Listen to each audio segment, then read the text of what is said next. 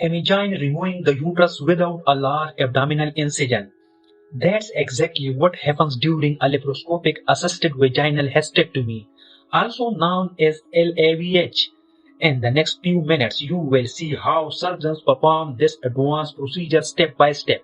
Why is LAVH performed?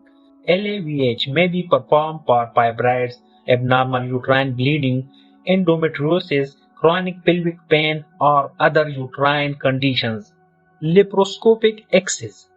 First, a small incisions are created in the abdomen to insert a camera and specialized surgical instruments. Inside the pelvis, the laparoscopic camera allows surgeons to visualize the uterus, ovaries, fallopian tubes, and surrounding structures. Separating supporting structures. Using specialized instruments, surgeons carefully separate the tissues and ligaments supporting the uterus.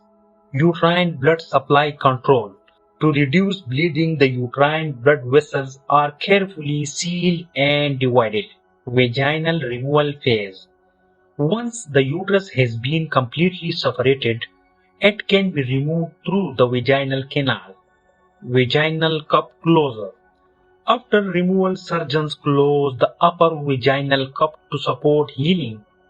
Final inspection. Before finishing the procedure, surgeons inspect the area carefully to ensure everything is secure. Recovery.